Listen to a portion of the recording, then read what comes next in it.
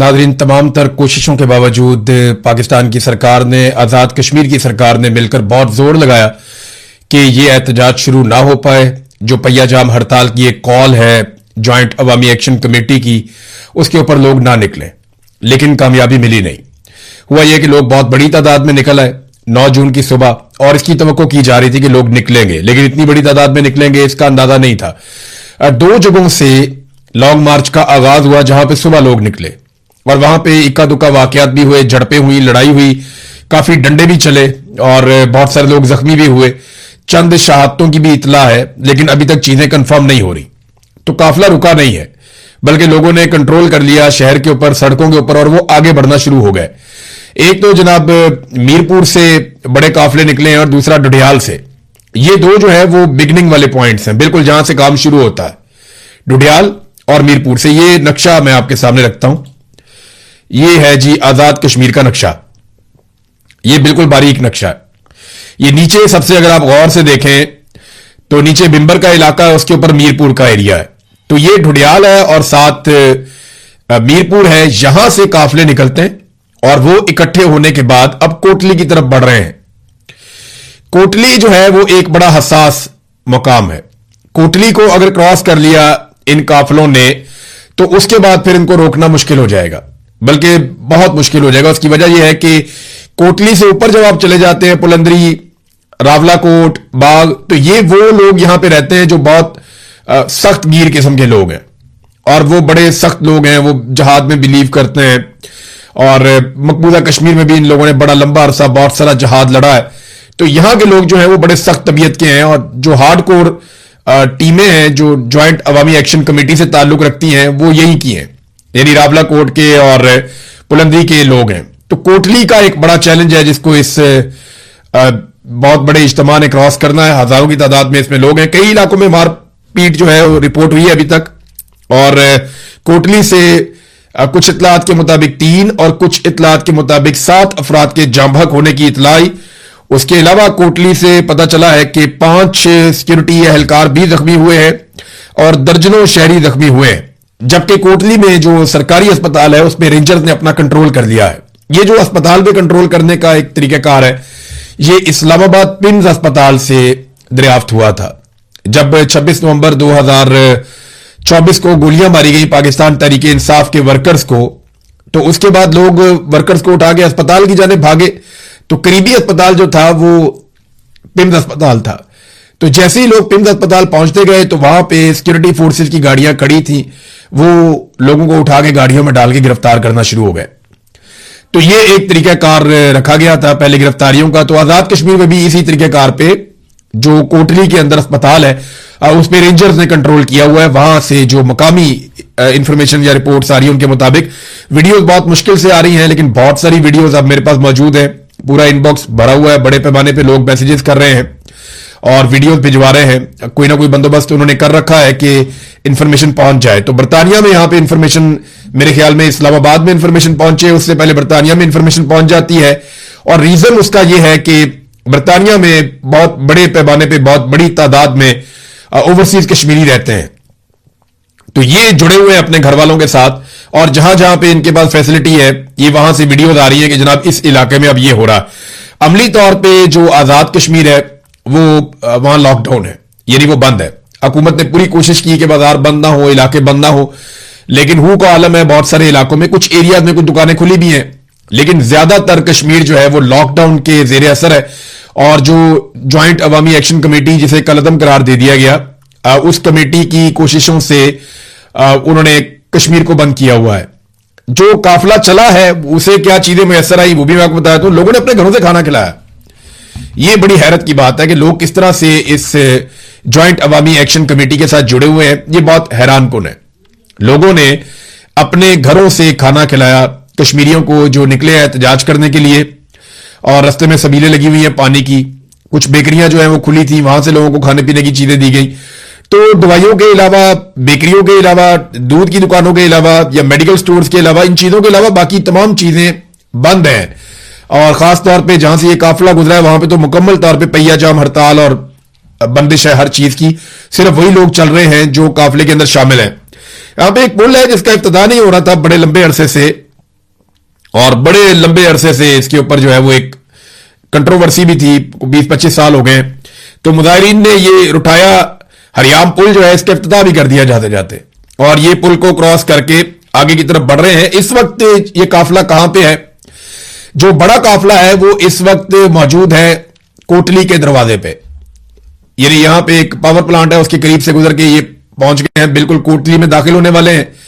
अगर ये कोटली में दाखिल होते हैं और कोटली के लोग इनके साथ शामिल हो जाएं, क्योंकि कोटली में सुबह से लड़ाई चल रही है और वहां पे काफी एहतजाज हो रहा है, क्योंकि यहां के लोगों ने जो एहतजाज करने के लिए बड़ा काफिला आ रहा है उनका इस्तकबाल करना था, उनके खाने पीने का भी बंदोबस्त करना है, उनको ठहराने का भी बंदोबस्त करना है, और उसके बाद फिर ये आगे बढ़ेंगे कोटली से पुलंदरी की जानिब, और पुलंदरी से फिर ये जाएंगे रावला कोट, और रावला कोट से फिर बाग की तरफ जाएंगे, और बाग से आगे इनकी मंजिल है मुजफ्फराबाद। तो जितनी रुकावटें हैं उनको देखते हुए ये लगता है कि इनको 2-3 दिन शायद ये सफर पूरा करने में लग जाए, या हो सकता है इससे पहले इनको डिस्पर्स होना पड़ जाए, या हो सकता है कि इससे ज्यादा टाइम इन्हें लग जाए, कुछ भी हो सकता है, या किसी जगह पे ये बैठ जाएं।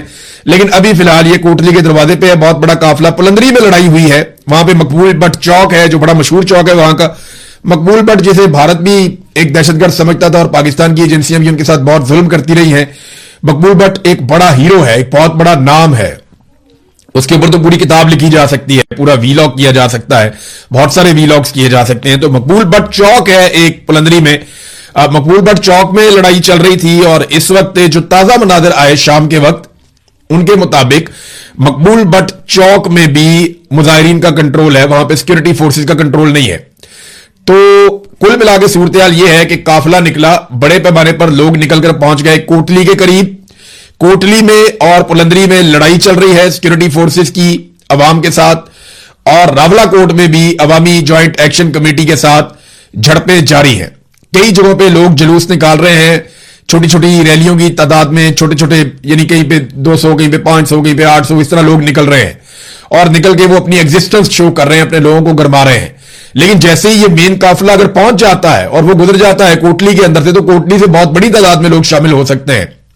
फिर उसके बाद पुलंदरी का इलाका है, ये पहले से ही एक मैदान जंग बना रहा, और यहां पे लोगों ने कंट्रोल हासिल कर लिया है। कोटली में सुबह से अब तक शहादतें भी रिपोर्ट हुई हैं, बहुत सारे सिक्योरिटी फोर्सेस के लोग जो है वो जख्मी भी हुए हैं। दूसरी तरफ हुकूमत बहुत अजीबोगरीब काम कर रही है। एक तरफ जो फैसल राठौर है वजीर आजम आजाद कश्मीर के, एक तरह से वो कठपुतली वजीर आजम है, उनकी कोई हैसियत नहीं है, लेकिन वो इंटरव्यूज के अंदर बार बार एक बात कर रहे हैं कि हम बातचीत करना चाहते हैं, बातचीत करने के लिए तैयार हैं, हम बैठना चाहते हैं, हम चाहते हैं कि बैठ के मसाइल का हल निकले, सीटों का कोई मसला नहीं है, मुहाजिरीन की सीटें इंसानी जानों से ज्यादा कीमती नहीं है, ये बातें वो कर रहे हैं एक तरफ। लेकिन वो मुज़ाकरात करना किन के साथ चाहते हैं? क्या वो मुज़ाकरात करना चाहते हैं उन लोगों के साथ जिनके नाम उन्होंने 1-1 करोड़ रुपया हर एक के सर के ऊपर इनाम रख दिया? ये 4 लोग हैं, इनके सरों के ऊपर इनाम रख दिया गया। शौकत नवाज मीर, उमर नजीर कश्मीरी, ख्वाजा मेहरान अरशद और सरदार अमान खान, ये 4 मेन लोगों में से एक हैं। यानी और भी बहुत सारे लोग हैं, और ये ऐसा नहीं है कि अवामी ज्वाइंट एक्शन कमेटी इन 4 लोगों की मोहताज है। वहां पे जो भी शामिल होता है वो खुद ही लीडर बन जाता है, और ये लोगों की कमेटी है, ये लोगों की कमेटी है, यानी आम अवाम ने ये कमेटी बनाई हुई है। ये ऐसा नहीं है कि चंद लोगों ने मिलकर अवाम को इकट्ठा करके बेवकूफ बनाया हुआ, ये वो चक्कर ही नहीं है। ये जो अवामी ज्वाइंट एक्शन कमेटी है ना, इसका रिवर्स किस्म का फार्मूला है। ये ऊपर से नीचे की तरफ ताकत नहीं जा रही, नीचे से ऊपर की तरफ आ रही है। आप अगर ये 4 बंदे पकड़ लें जिन पे 1-1 करोड़ रुपए का आपने इनाम रखा हुआ है इनके सरों पे, तो क्या इसके बाद एहतजाज खत्म हो जाएगा? मुझे तो नहीं लगता कि इससे खत्म होगा। एहतजाज खत्म होगा बातचीत के जरिए से, या ताकत के बहुत अंधे इस्तेमाल के जरिए से, कि आप बहुत सारे लोग मार दें, बहुत तबाही फैला दें, आप एक ऐसी नफरत का बीज बो दें जो तनावर दरख्त बनेगा ही बनेगा। ये जो आज आप फसल बोएंगे ये आपको कल काटनी पड़ेगी। आप जो मर्जी कर ले, आने वाली नस्ल आपको माफ नहीं करेगी, क्योंकि लोगों पे गोली चलाना बहुत आसान है, ट्रिगर आपने दबाना है, गोली चल गई, लेकिन उसकी कीमत चुकानी पड़ती है नस्लों को, और वो कीमत चुकाना बहुत मुश्किल है। ये कोई भी फोर्सेस जितनी मर्जी ताकतवर हो, कोई रियासत कितनी भी ताकतवर हो, वो इसकी कीमत नहीं चुका सकती। गोली से आप नफरत बो देते हैं, और फिर आपको एक नफरत की पूरी फसल काटनी पड़ती है, वो कई गुना ताकत के साथ वापस आता है। बहरहाल ताकत का अंधा इस्तेमाल जारी है। एक तरफ तो जनाब वो कह रहे हैं जी हमने मुज़ाकरात करने इन लोगों के साथ, और दूसरी तरफ इन लोगों के नाम जो हैं वो कलदम तंजीम बना के इनकी गिरफ्तारियों और इनके छापों के लिए बाकायदा जो मुखबरी करेगा उसके लिए 1 करोड़ रुपए का इनाम भी मुकर्रर कर दिया कि इनमें से कोई एक बंदा पकड़वाएं और 1 करोड़ रुपया आप ले लें। यानी आप गद्दारी करें अपने लोगों के साथ, अंदर से कोई बंदा वो बताए जनाब ये यहां बैठा हुआ है, वहां पे आगे पकड़े, उसको 1 करोड़ रुपया दिया जाए। किसी को 1 करोड़ नहीं मिलना। ये आज तक मैंने नहीं देखा कि किसी बंदे को इनाम की रकम मिली हो। वो अमेरिका ने अटैक किया था ना वेनेजुएला के ऊपर, तो उसने बहुत इनाम रखा हुआ था उसके सर पे माधुरो के।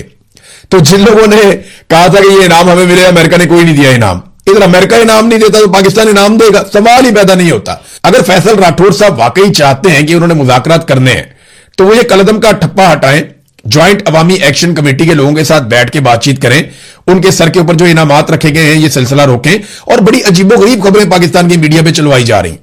सबसे पहले तो एक बंदा है, और ये बंदा आप देख लें, इसको आप याद रखिएगा कि सबसे पहले जो ज्वाइंट अवामी एक्शन कमेटी को छोड़ने का ऐलान किया वो फैसल गिलानी ने किया है। एस्टेब्लिशमेंट का दबाव होगा और पाकिस्तान के हर टीवी चैनल पे ट्रांसमिशनें चला दी गई, जनाब इस बंदे ने अवामी ज्वाइंट एक्शन कमेटी छोड़ दिया। लगे इसकी कोई हैसियत नहीं थी ज्वाइंट अवामी एक्शन कमेटी के अंदर। मैंने जो लोगों से पूछा उन्होंने कहा जी हम तो इसको जानते भी नहीं ज्यादा। बहरहाल वो छोड़ते हुए कहता है जी मासूम शहरियों के खून से होली खेली जा रही है, मैं ज्वाइंट अवामी एक्शन कमेटी से खुद को अलग करता हूं और उसको छोड़ने का मैं ऐलान करता हूं। इसी तरह पाकिस्तान तहरीक इंसाफ भी छुड़वाई लोगों से, इसी तरह तहरीक लब्बैक भी छुड़वाई लोगों से। अब खबरें चलाई जा रही हैं कि जनाब इनके ताल्लुकात साबित हो गए हैं भारत के साथ, यानी फितनतुल खवारिज के साथ और भारत के साथ कलदम एक्शन कमेटी का गठजोड़ साबित हो चुका है। इस किस्म की खबरें चलाई जा रही हैं और पुराना स्क्रिप्ट है बहुत, यानी तहरीक लब्बैक वालों के घर से भी इंडियन करेंसी मिल गई थी, यहां पे शौकत नवाज मीर के घर से भी इंडियन करेंसी मिल गई है, आपको पीटीआई वालों के घर से भी मिल जाती है, आपको तालिबान के घर से भी इंडियन करेंसी मिल जाती है। ये इंडियन करेंसी बड़ी चालाक है। एमक्यूएम के ऊपर एक्शन हो तो वहां से इंडियन करेंसी मिल जाती है, तहरीक लब्बैक के ऊपर एक्शन हो तो वहां से इंडियन करेंसी मिल जाती है। जिस पॉलिटिकल पार्टी के ऊपर जब भी कभी पाकिस्तान की मिलिट्री एस्टेब्लिशमेंट हाथ डालती है तो एजेंसियों को उनके लोगों के घरों से इंडियन करेंसी मिल जाती है। ये बड़ी चालाक करेंसी है, ये फौरी तौर पे वहां पहुंच जाती है जहां पे पाकिस्तान की मिलिट्री एस्टेब्लिशमेंट का किसी के साथ भी झगड़ा होता है। इंडियन सिम कार्ड भी मिल जाते हैं वहां से, वहां पोस्टर बैनर भी मिल जाते हैं, यानी उन्होंने सजा के रखे हुए होते हैं Indian banner, Indian poster, Indian फौजियों के खत, इंडियन राह का जो है वो सारा डॉक्यूमेंटेशन, हर चीज के आपका ओहदा क्या, आपका काम क्या, आपको पैसे कितने मिले, उनके पैसे, सारा कुछ सजा के रखा हुआ होता है अपने घर के अंदर उस बंदे ने जो मिलिट्री एस्टेब्लिशमेंट के खिलाफ हो जाता है। और बाद में जाके छापा मारा जाता है और इंकशाफ होता है कि वो ये तो राह का एजेंट निकल आया। तो जनाब राह के 5 एजेंट भी आईएसआई ने पकड़े, खबर ये भी दी गई। ये जरा खबर देखें आप, एक्सप्रेस न्यूज पे छपी है। छपी क्या है, छपवा देते हैं।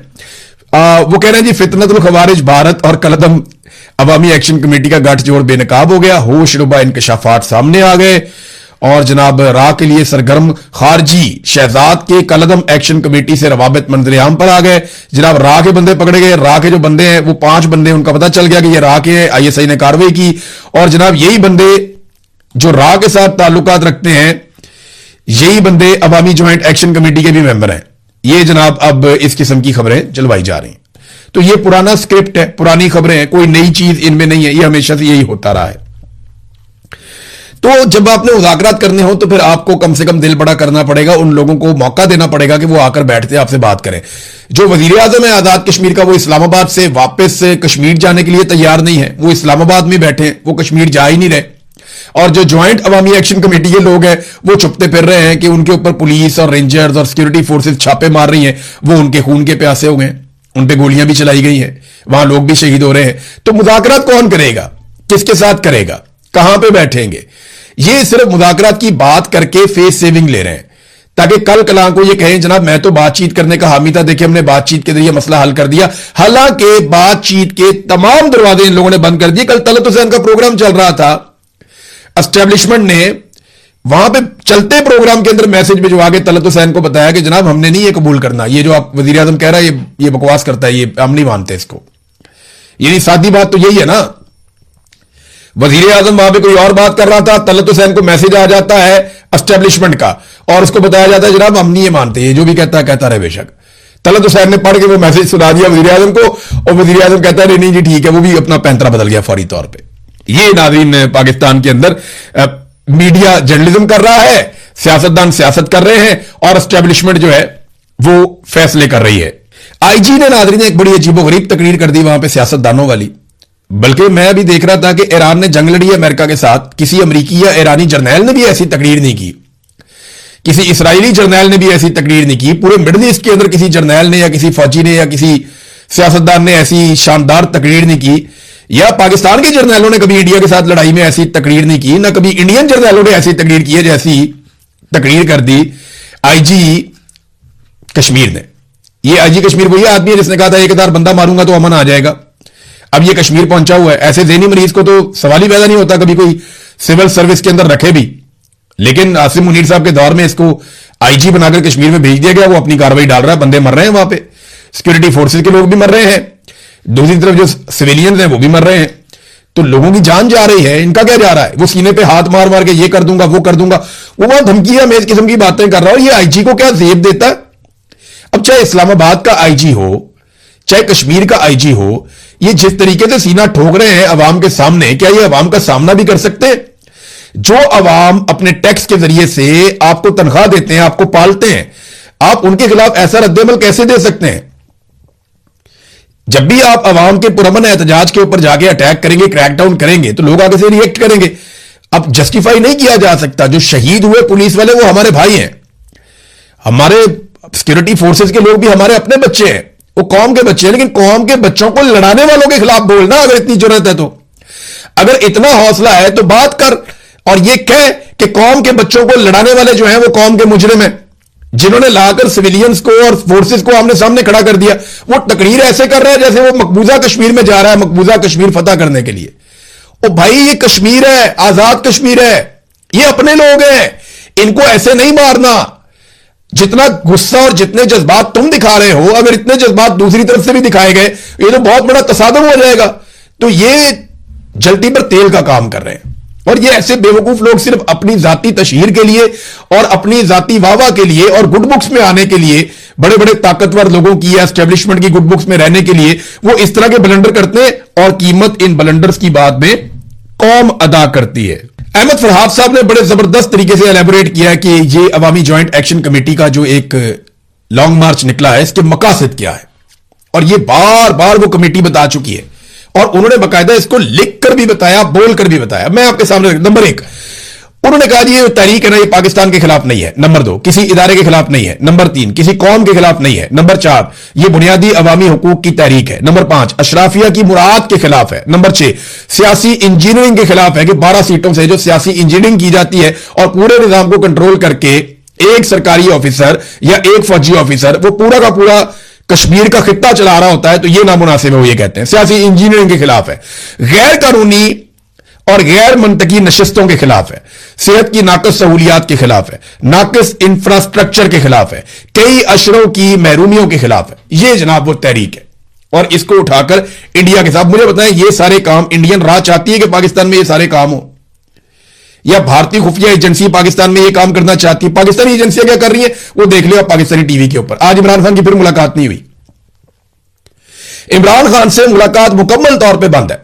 उनकी बहनें, आज मंगल का दिन था, वो फिर गए मिलने के लिए, उन्होंने मुलाकात करने नहीं दी। एक तरफ उन्होंने नेशनल लेवल के सबसे बड़े लीडर की मुलाकातें बंद की हुई हैं, दूसरी तरफ पाकिस्तान के तमाम टीवी चैनल के ऊपर इमरान खान का नाम लेना मना है। लेकिन जो खैबर पख्तूनख्वा से नाराज अरकान का एक टोला बनाया गया है, वो अब इंटरव्यूज दे रहे हैं और वो इमरान खान का तस्करा कर रहे हैं, इमरान खान की रिहाई मांग रहे हैं, इमरान खान की रिहाई के लिए तहरीक का लायामल मांग रहे हैं, और वो सारा कुछ पाकिस्तान के नेशनल टीवी चैनल पे चल रहा है।